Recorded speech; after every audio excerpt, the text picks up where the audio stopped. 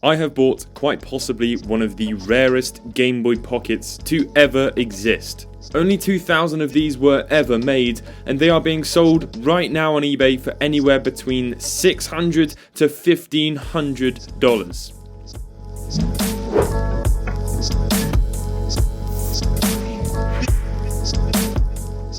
Nintendo make a lot of custom consoles. Usually they are in lower quantities than the standard releases, but they are easily obtained by either pre-ordering or even picking them up before they sell out in store. Some customs are limited to certain regions. For example, the Zelda Nintendo 2DS, which was recently released in the US, never retailed in the UK. That being said, you could pick them up for a slight premium on eBay from people who had imported them in bulk. However, very few consoles have ever been limited to one specific region and only obtainable through winning a time trial course inside of an actual game. Yup, in 1997, Multi-Racing Championship was a video game released for the Nintendo 64 developed by Genki, or Genki, I don't actually know how to pronounce that. Published in North America and Europe by the familiar Ocean, and in Japan by a company called Imagineer.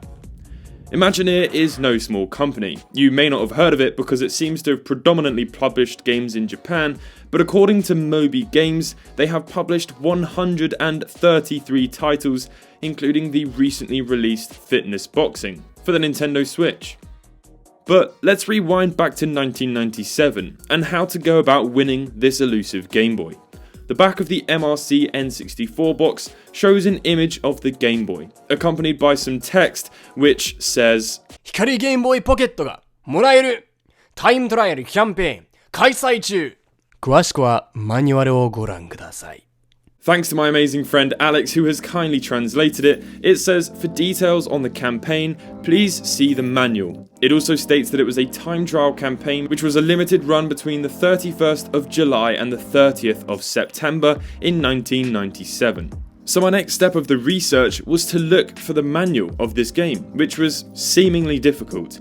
There was some scanned copies of the US manual, which is very nice to know, but none of them were the Japanese variant, which we absolutely needed in order to delve further into this mystery.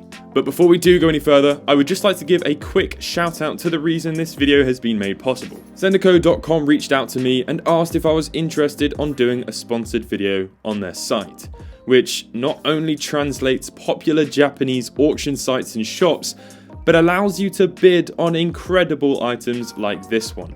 You simply add funds to your wallet using PayPal, which obviously means you're fully protected, find the ridiculously cool item you wish to obtain, set your bid, cross your fingers, and hopefully you'll win it. Let's get back to the Game Boy. For now, let's take it out of the box and see what it's like, and we'll see if we can track down that manual later on.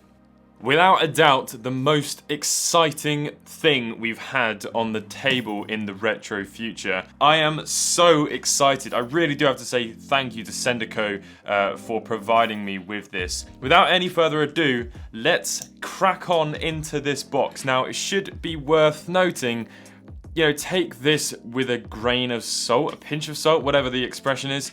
They knew that this parcel was for me, which is obviously going to be made into a video to show a lot of people, so this might not be the most accurate representation of what you would receive. However, there is refund policies on their website. If there's anything that's damaged, you can pay a little bit extra to get them to check all of the contents from the seller initially to Sendico, so they can check that initial travel. Another great thing about them as well is I ordered 3 things and then I just waited for them all to arrive in Sendico's warehouse and then created one parcel, and then they shipped just the one parcel, which saves you money.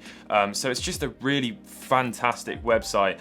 Definitely recommend, at the very least, you check it out. A lot of people ask me where I buy bargains from, and the answer is Japan. But on eBay, there's so many people on there who know just how much things are worth, so they inflate the prices massively. So check out Sendico now whilst it's fresh before a lot of people start using it regularly, but I'm very excited to crack on into this box. The final cut needs to be made. Ooh. Hopefully I'm not slicing into anything inside. That could be bad. Okay, there we go. Look at this. Oh, that's a bit overexposed. Put the knife away. Knives are dangerous. Be very careful with knives. So, they've put packaging peanuts inside a bag. That's good, because that means they don't get everywhere, which is really nice. Here is a sweet, a Japanese sweet, a mikan candy. That's quite cute. I don't know if everyone's going to get those. Again, as I said, just be careful with taking this information in case you don't get everything looking exactly the same as I do, but I'm sure it is going to look the same. So, here we go. This is unreal. So here is the big first item, which is definitely what this video is about. There's a few other things in here that are definitely going to need separate videos made on them. Look at this, for example. I don't even want to talk about this yet because it so definitely deserves a separate video. Then we've got this, which is absolutely nothing that anyone here probably cares about, but this is the world's first. Rip into it a little bit more. Apple Macintosh mouse. I know no one here is going to care about that, but damn, Japan has some cool stuff. That is everything in the box, so that's really nice. So let's take a look then at the only thing that you guys really care about. Here we go. Big bubble wrap packaging. Oh, they're a bit lackluster. And then another thing to mention is, I don't know if this is Sendico's packaging or the seller's packaging, which, again, you need to just be careful when taking in information from a sponsored video. I don't know that you're going to get the same layout as me, but you're protected through PayPal and their website. But anyway, here we go. This is the item, the moment we've all been waiting for. Here we go.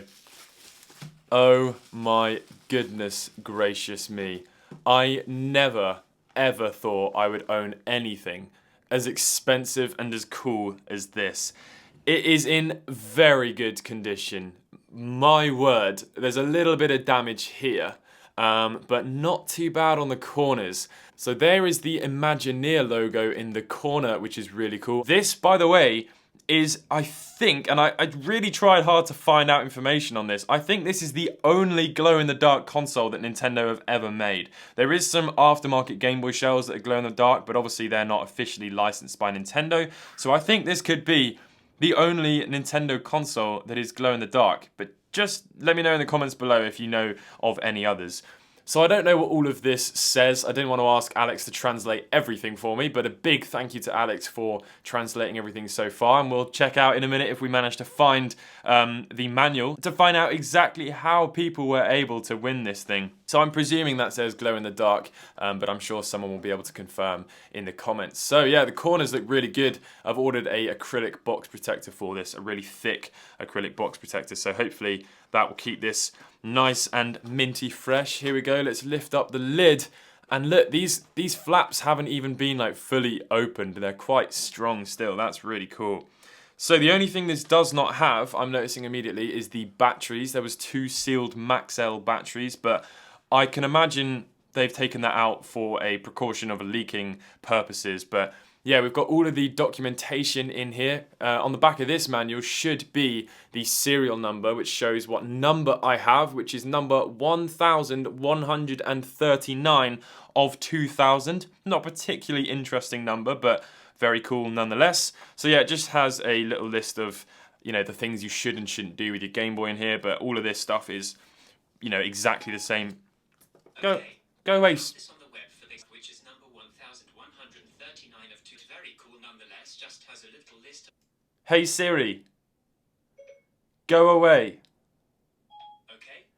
So this sort of stuff is pretty self-explanatory and does come with all of the Game Boys that, you know, you could buy in Japan, so nothing too special there. But here is the actual Game Boy itself, complete with faceplate piece of cardboard. Wow. There is a bag as well, holding the Game Boy nice and tight, just keeping it safe. There it is. You can definitely see that glow-in-the-dark stuff there. That's really, really cool. Okay, let's take it out. I feel like I should be wearing some gloves for this or something. Boom. Oh my good grief. So yeah, the serial number definitely matches there. The sticker is untouched. It's absolutely beautiful. Let's check for some corrosion. Nope, nothing in there. That's lovely. The battery cover is present. Look at that. It's a stunning matte finish. It's really, really nice. You can see on the screen lens there that there's just no scratches at all. And I can't see any reason that this would be aftermarket lenses considering the condition that all of the rest of it's in. I'll get some B-roll of it glowing in the dark, definitely. I don't know what that looks like yet, but you will. I'm sure it looks very cool. Let's put some batteries in it and just make sure that there's no lines on the screen, because that could be catastrophic. It definitely goes without saying that I will not be opening this Game Boy. This is going to be kept minty. Here we go.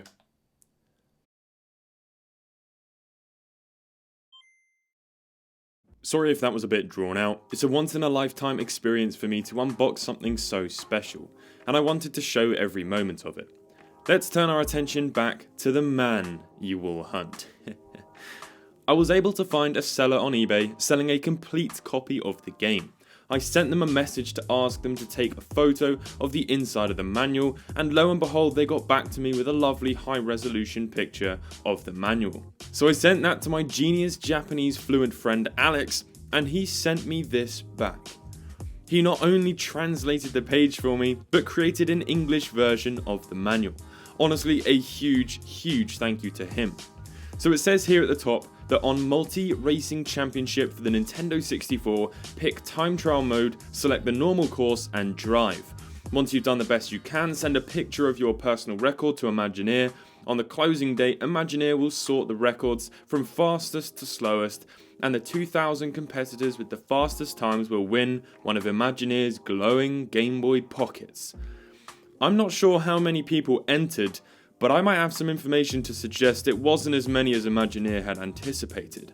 There's some information about the dates and deadlines and the requirements to enter, as well as a very specific rule about how they want the picture to be taken.